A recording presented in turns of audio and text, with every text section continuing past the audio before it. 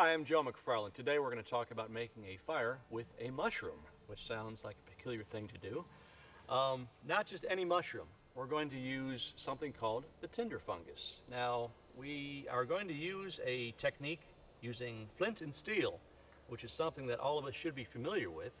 Since we've been kids, we've been able to strike rocks together sometimes and get a spark. We know that when you strike a rock such as chert or flint against steel, you can actually get sparks to come off, and you might or might not be able to see that in the film, but there are sparks there. The trick is to get these sparks that are coming off the steel to catch into something that's actually going to take.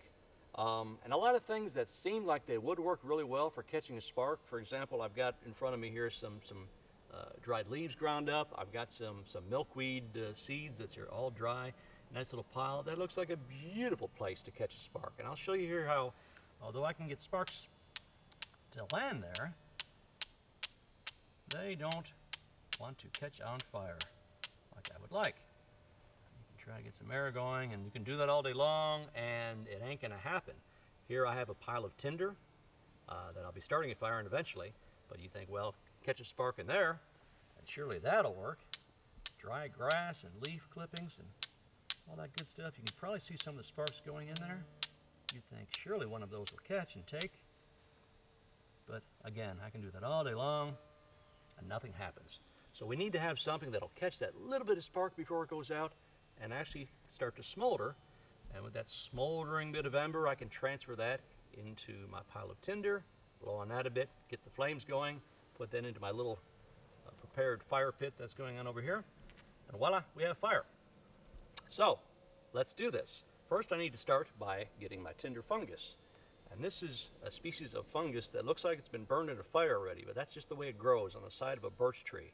Up in the North Woods, you'll find this is called Inanotus obliquus, and it is known as the true Tinder Fungus. There are other fungi out there, one called the false Tinder Fungus, and this is a bit like it. It's a closely related species, but some people have had some luck making fires with this kind of polypore. But the best of the best of the best is either this species of Tinder Fungus, Inanotus obliquus, or this species of Phalinus, which does grow locally here in Southern Illinois. We picked this in Giant City State Park not too long ago. And what you want to do is take the dry Tinder Fungus and take some shavings off of it. Because you don't catch the spark directly into the fungus, you catch the spark into the shavings that come off the fungus. And so I've already got a few going right here. I can go ahead and take a moment and shave some more of this Tinder Fungus into my little handy dandy catch tray here, and you could use anything you want if you're out in the wild. Obviously maybe an old box turtle shell, or here I've used a little clam shell basically, or mussel shell to catch it, but it's not rocket science to do this. No special technique. You're basically getting some dry shavings of this Tinder Fungus, enough to have a nice little pile.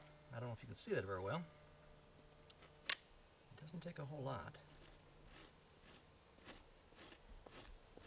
This is a very, very, very old technology.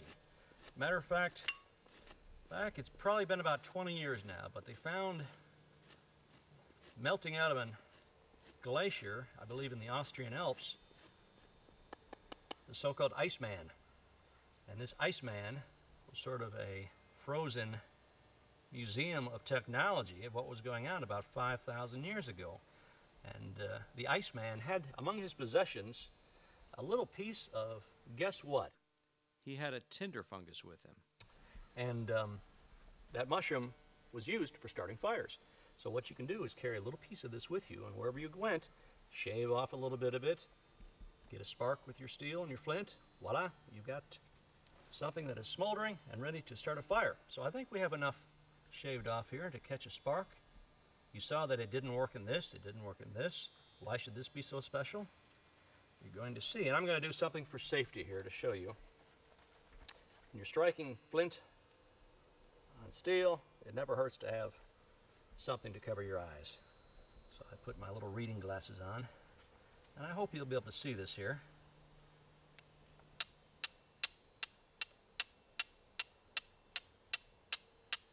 Sometimes that spark has already started before you realize it. You won't necessarily see it smoldering. Whoops.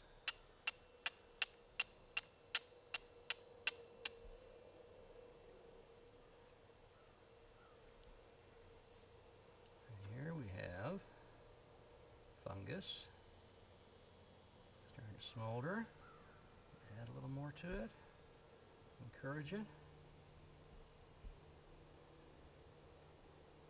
Again, you can use a lot of dry tinder and spark in it all day long, and you get nothing. Use a tinder fungus, and voila. I'm going to raise this up a bit now.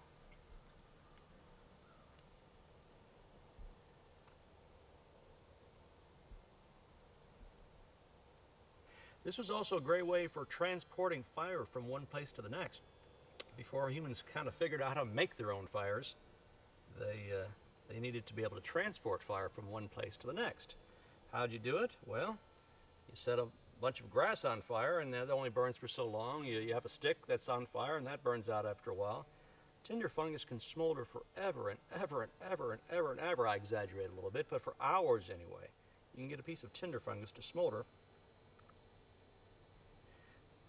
and you can carry that with you for hours.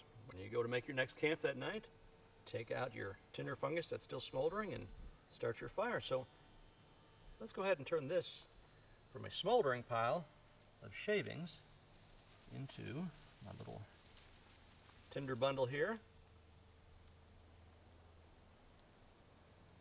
Dump the whole pile in.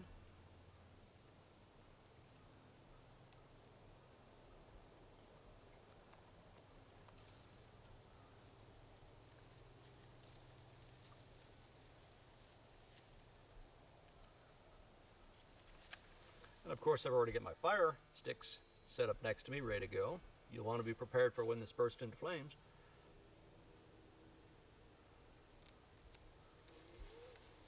How's this? Voila! We have a fire.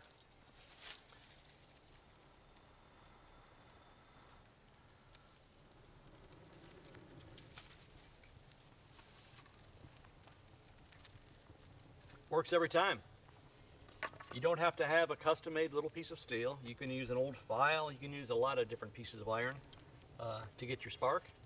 All you need is the tinder fungus, a piece of iron, a piece of sharp chert, and something to put your fire out eventually.